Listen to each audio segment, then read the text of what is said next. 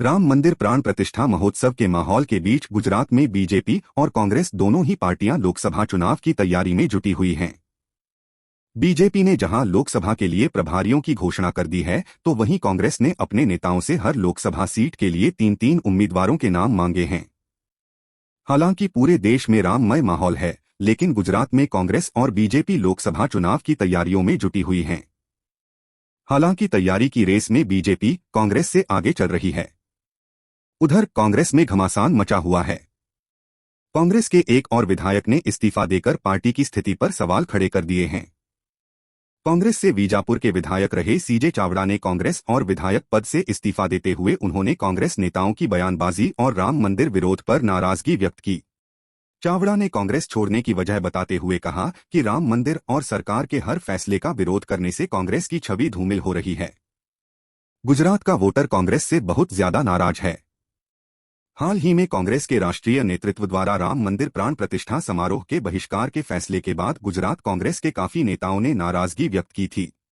कांग्रेस की गुजरात में स्थिति पहले से खराब रही है। ऐसे में एक के बाद एक विधायक कांग्रेस का दामन छोड़ रहे हैं। इससे कांग्रेस कार्यकर्ताओं में भी नाराजगी देखने को मिल रही है। शक्ति सिंह गोहिल के कांग्रेस प्रदेश अध्यक्ष बनने के बाद दो विधायकों ने कांग्रेस और विधायक पद छोड़ दिया है। इतना ही नहीं, आने वाले दिनों में दो तीन और विधायक इस्तीफा दे सकते हैं, ऐसी संभावनाएं व्यक्त की जा रही हैं। बीजेपी की गुजरात में तीसरी बार सभी सीटें जीतने की तैयारी। गुजरात में एक और बीजेपी लगातार तीसरी बार सभी 26 सीटें जीतने की तैयारी कर रही है, वहीं कांग्रेस की हालत खस्ताहाल होती जा रही है।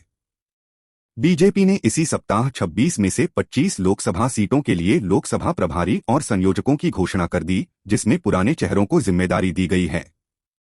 लिहाजा बीजेपी पूरी तरह से चुनावी मोड में नजर आ रही है और आने वाले दिनों में राष्ट्रीय नेतृत्व का दौरा गुजरात में होने वाला है। भाजपा के प्रदेश अध्यक्ष CR पाटिल ने सभी 26 लोकसभा सीटों के लिए 5 लाख से ज्यादा की लीड का लक्ष्य तय किया है। साथ ही कार्यकर्ताओं से कहा है कि अपनी लोकसभा में एक भी बूथ माइनस में नहीं होना चाहिए। इसी सप्ताह भाजपा के प्रदेश अध्यक्ष और मुख्यमंत्री ने वॉल पेंटिंग कर चुनावी अभियान की शुरुआत कर दी और अब आने वाले सप्ताह में सभी 26 सीटों पर ऑफिस खोलकर भाजपा अपने चुनावी अभियान में तेजी लाने की तैयारी में है। कांग्रेस ने हर लोकसभा के लिए तीन तीन कैंडिडेट्स के नाम मांगे। हालांकि कांग्रेस ने भी अपनी तैयारियां शुरू कर दी हैं। इसी सप्ताह कांग्रेस प्रभारी मुकुल वासनिक 2 दिन के गुजरात दौरे पर आए थे, जहां उन्होंने सभी जिलों के बड़े नेताओं पदाधिकारियों के साथ बैठक की, जिसमें हर लोकसभा सीट की स्थिति की समीक्षा की गई और उस लोकसभा सीट पर कांग्रेस के संभावित उम्मीदवार के तौर पर सबसे अच्छे तीन तीन नाम मांगे गए। कांग्रेस प्रदेश अध्यक्ष ने कहा कि इस बार उन्होंने अलग रणनीति के साथ काम शुरू किया है, जिसमें सभी जिलों के पदाधिकारी और बड़े नेताओं से संबंधित जिले की लोकसभा सीट के लिए तीन तीन नाम व्यक्तिगत रूप से मांगे गए हैं, जिससे एक दूसरे के नाम के बारे में किसी को पता न चले। क्या है चुनावी समीकरण? कांग्रेस दावा कर रही है कि वह इस बार भाजपा को कड़ी चुनौती देगी। बात अगर पिछले 2 लोकसभा चुनावों की करें तो प्रधानमंत्री नरेंद्र मोदी के चेहरे पर गुजरात की जनता ने सभी 26 की 26 सीटें बीजेपी को दी थीं। साल 2022 के विधानसभा चुनाव में भी जनता ने भाजपा को 156 सीटें दी थीं।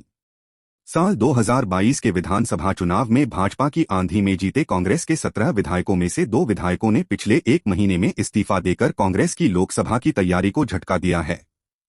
एक के बाद एक नेताओं के कांग्रेस छोड़ने से कार्यकर्ताओं के मनोबल पर काफी नकारात्मक असर होता है। यह पिछले कई चुनाव में भी देखा गया है।